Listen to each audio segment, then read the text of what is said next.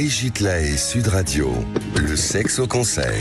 Alors, on va parler du manque de désir chez les femmes. Laurent Carilla, c'est un peu quelque chose de très fréquent. C'est d'ailleurs la première cause de consultation chez un sexothérapeute. Moi, je vois chez mes patientes qui sont déprimées, ou même addictes. Oui.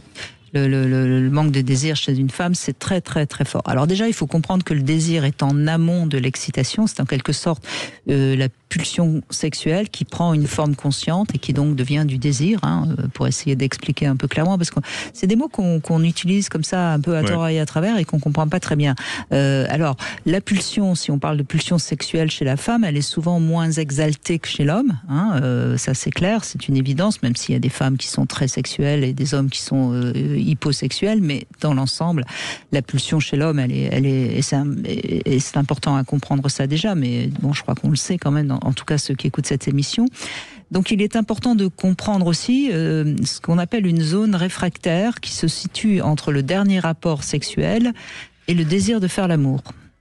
Et donc ça, c'est important à comprendre parce que cette zone va dépendre beaucoup plus chez les femmes, c'est-à-dire elle est beaucoup plus différente d'une femme à l'autre. Chez les hommes, cette zone réfractaire entre donc le dernier rapport sexuel et l'envie de faire l'amour est généralement plus courte. Je suis claire. Oui, tout à fait. Donc je continue. J'écoute de manière attentionnée. Et ce qui est important à comprendre, c'est que cette zone réfractaire chez les femmes, comme elles ont plus souvent tendance à faire l'amour pour faire plaisir à leur partenaire, obligatoirement, elle augmente. Parce que si on fait l'amour sans avoir de désir, ça augmente la zone réfractaire.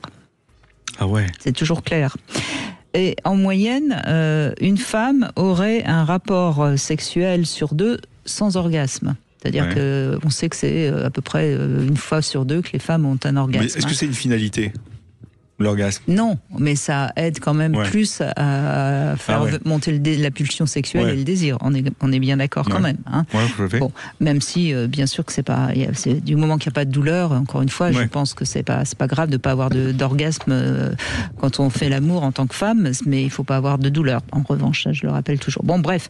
Donc, les raisons qui coupent le désir, on voit bien déjà que c'est normal qu'il y en ait beaucoup.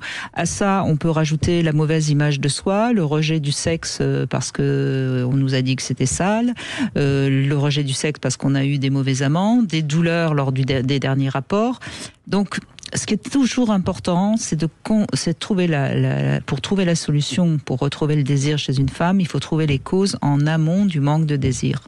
Et donc, quelles sont les questions qu'il faut se poser ? Bon, déjà, il faut comprendre tout ce que je viens de dire, mais les questions qu'il faut se poser, on a du désir pour qui ? Pourquoi ? Pour moi ? Ouais. Voilà.